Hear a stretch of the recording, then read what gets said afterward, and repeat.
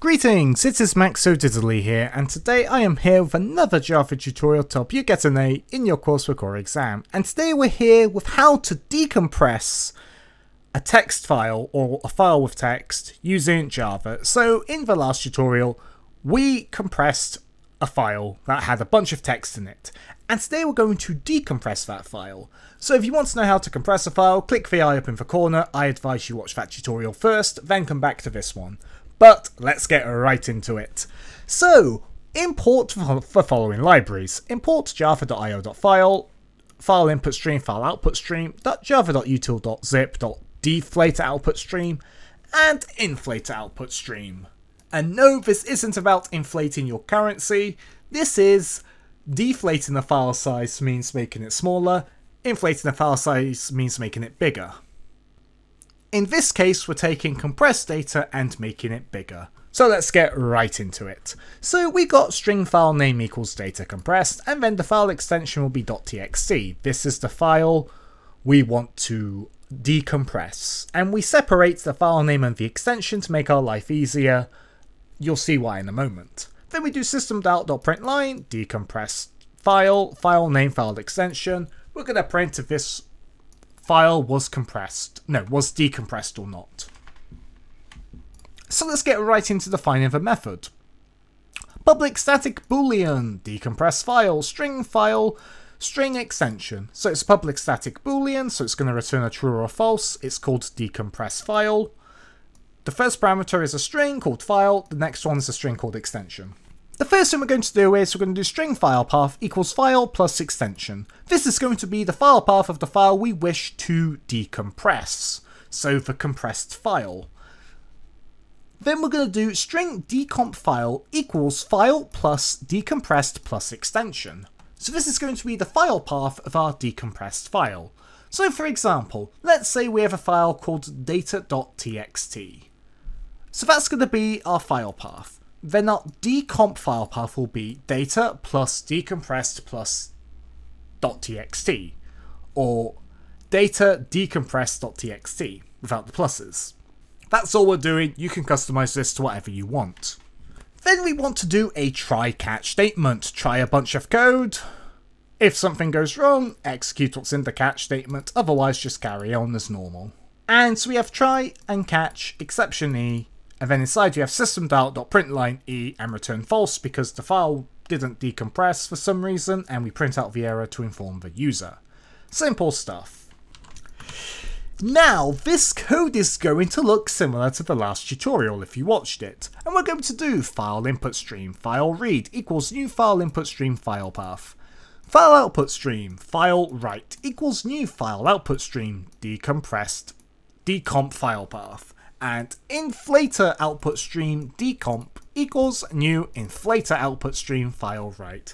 What's going on here? Firstly, we're making a file reader. This is going to read the data from the file path variable, or the file that's at the file path represented by the variable, I should say. Basically the file we want to decompress. And then file output stream and inflater output stream are going to be responsible for reading that file and then decompressing it, and then putting that decompressed data into a new file, which is our decomp file path. That's what's going on here. Very similar to what we did last time. You would be forgiven if you accused me of just copying the previous tutorial, because that's exactly what we're doing, because we're just doing the opposite of compression, decompression. So we've got int data. This is going to represent the data of a line. Then we do while data equals file reads.read is not equal to -1, decomp.write data. What are we doing? We're going to loop through every single line of the file and write it to our decompressed file. That's literally what this code does. And obviously if data is equal to -1, that like data file read.read, if that output is -1, that basically means there's nothing left to read in the file, therefore we can terminate this while loop. That's what this does, literally write every line of our original file path to our new file. Make sure you do file read.close and decomp.close. Now, you could stop here and you would have code which decompresses a file. However, don't you want to know the two file sizes to compare them?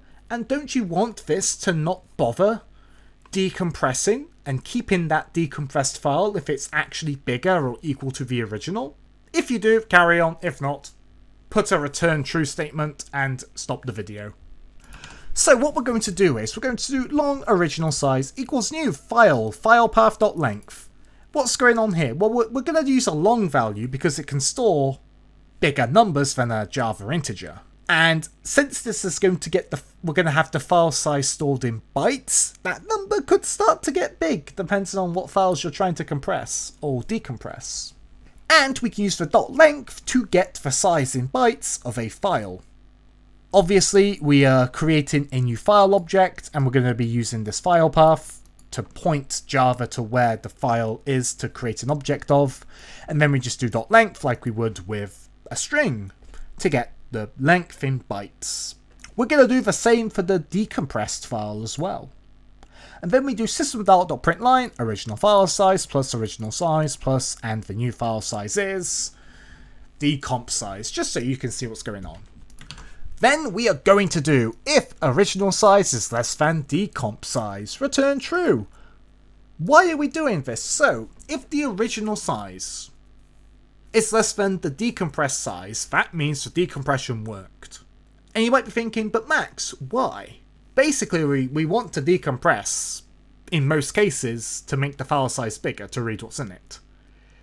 If the decompressed size is equal to the original size, most likely nothing happened. And again, this is going to differ, depends on what you're doing, but in most cases, you want the decomp size to be bigger than the original size. If they're equal, that could imply no compression occurred originally, or no decompression occurred. If the original size is bigger than the decompressed size, something's gone wrong. Not always, but most of the time. Again, if you're having issues, just remove this and put a return true. But in this case, if the original size is less than the decompressed size, return a true to say, yo, we decompressed the file. But if the original size is equal to or greater than the decompressed size, we can do file to delete equals new file, decomp file path, then we delete the file. Why? Well, we probably don't want it if it's not bigger than the original. What's the point in having a decompressed file that's bigger? Again, you can get rid of this if you want to. You might not want this, but it's just to save the user time of deleting a pointless file. So we do system.out.println can't decompress the file and then return false. And that's it for this tutorial. So, save your work, and if you want to know where we're storing our files, go to Window, go to Projects, right click on your project, go to Properties, that's the file path of your Java project.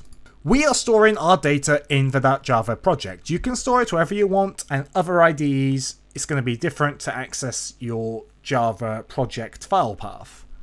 But if you know where it is, just plonk your files here, and then you can follow along or put them wherever you want. It's up to you. So this is our data compressed file, a bit of gibberish.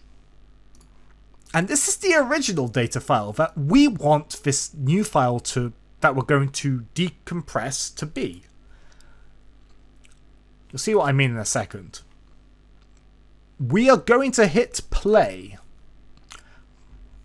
Original file size is 243 bytes and the new file size is 6198 bytes, and it says true.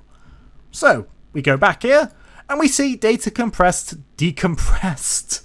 Again, you can change the file names as you want. But if we go back, this is the decompressed data we had at the start of our compressed data tutorial. So that's all good. But let's try test.txt. What happens when we try to decompress this file that literally has nothing in it? Let's find out by hitting play. And it says can't decompress the file because the original file size was 0 and the new file size was 0. So it says can't decompress the file and says false. As you can see, there's no test decompress.txt file because there's no point in having it if no decompression occurred. And that's it for this tutorial. Be sure to leave a like and a comment if you enjoyed. If you want to see how to compress a file, click the eye up in the corner. Thanks for being a great audience. I'll see you next time.